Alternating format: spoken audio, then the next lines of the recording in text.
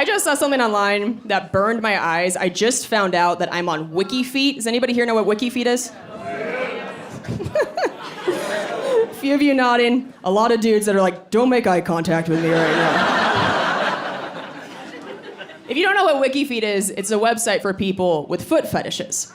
So women, if you post a photo on Instagram that shows your little tootsies, the foot folks might do a copy and paste onto WikiFeet and then zoom in on your toes and make their keyboard sticky.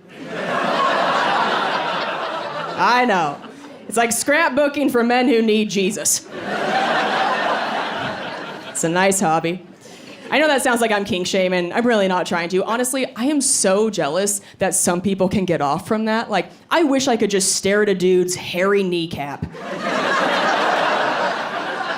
and get tingles in my basement. What a life. I would live on Wiki Knees. Oh, I would get nothing done. So much harder than that. So somebody told me that there's this profile of me on WikiFeet, and at first when I heard that, I was like, oh, does that mean I have hot feet? I'm so flattered. Then I went and looked. I saw that the foot fetish community has rated my feet only 2.3 out of 5 stars. Which they call okay feet. I was like, oh, apparently I have Applebee's feet. It's like, you'll put it in your mouth, but you won't tell anybody about it. Just kind of a 2 for Tuesday deal. And a few months before the pandemic hit, some dude slid into my DMs and just said, $2,000 for foot vid. Now, Denver, make some noise if you would send a video of your feet to a stranger for $2,000.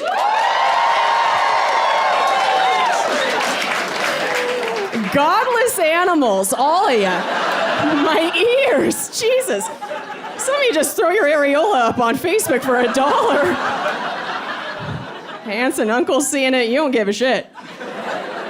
You're like, Venmo me my dollar, Aunt Sherry, I earned this. This is a solid nip. Well, I appreciate your honesty. I wasn't quite as sure about it as all of you were. I was like, I don't know this guy. He's gonna have a video of my feet for the rest of his life. It's too weird. I'm not doing it. But then COVID hit. And I lost all my comedy work. So 2 days later, I wrote him back. I got desperate so fast. I was like, all right, man, $2,000 for my feet. I'm ready. Let's do it. And he never responded. I got ghosted by the foot guy. Do you know how humiliating it feels to lower your morals and your values only to have a foot guy be like, nah, I'm good now. You're like, what? What happened? It's like the smelly kid coming up to you at prom and you're like, all right, fine, one dance. And he's like, I was just gonna ask you where the bathroom is. You're like, fuck you, Travis. Get out of here. Just trying to be nice.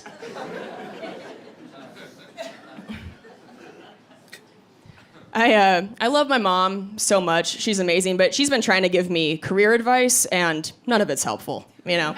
She doesn't understand that there are different levels of fame in comedy. She thinks that all comics are best friends. She'll be like, why don't you call Jerry Seinfeld? And ask to do comedians in cars getting coffee. And I'm like, Mom, I can't even get a guy to jerk off to my feet.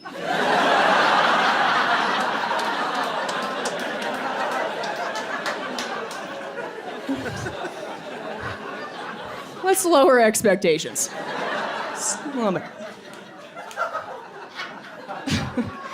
Like, this is where my career is at. I have a foosball web series on YouTube, okay? I'm like here. When my mom heard that, she goes, you know who I bet would love to do your YouTube show? Ellen DeGeneres. And I was like, oh, you bet, huh? Well, let's put some money on it, because I bet she fucking wouldn't. If I win, you have to let me back on your cell phone plan.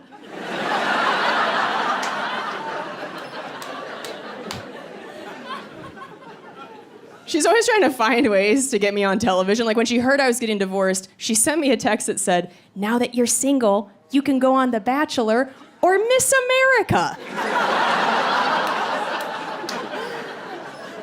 I was like, yeah, because marriage is what was holding me back from becoming Miss America. Pretty sure part of the qualifications include hasn't been paid in Jell-O shots to tell dick jokes. So, I don't think I'm getting in. I was talking about the foosball web series. So, my entire family and I are actually world champion foosball players. Thank you. I know it sounds made up. I swear it's real. My parents met playing in a professional foosball tournament in the 80s. So I literally wouldn't exist if it weren't for foosball. Which is sad. But you know, some of you wouldn't exist if it weren't for boxed wine. So it's like, yeah, whatever. We're all a little garbage. Let's not judge each other. It gets weirder. Not only is my dad a pro foosball player, he's also a slam poetry champion and an international yo-yo man. Yeah, my dad has the sex appeal of a fanny pack.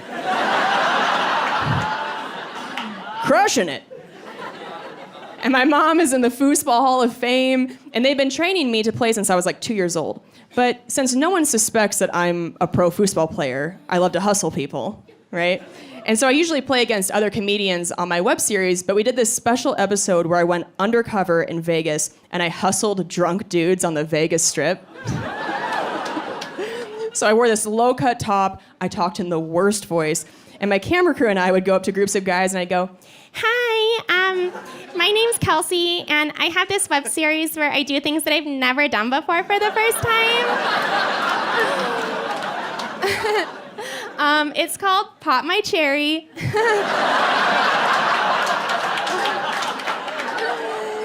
It's silly, I know. So I've never played foosball before, and we just found this table, and I was just wondering if you guys want to play me.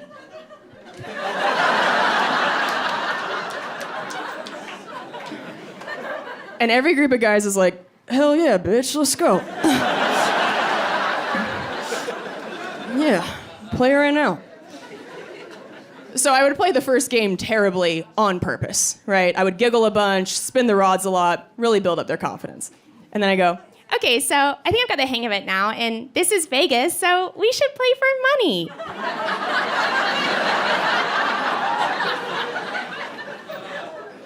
and every guy would put their whole wallet on the table.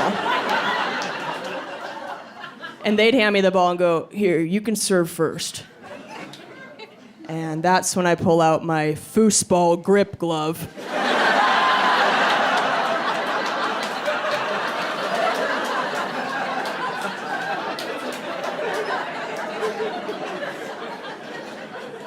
Checkmate, motherfucker.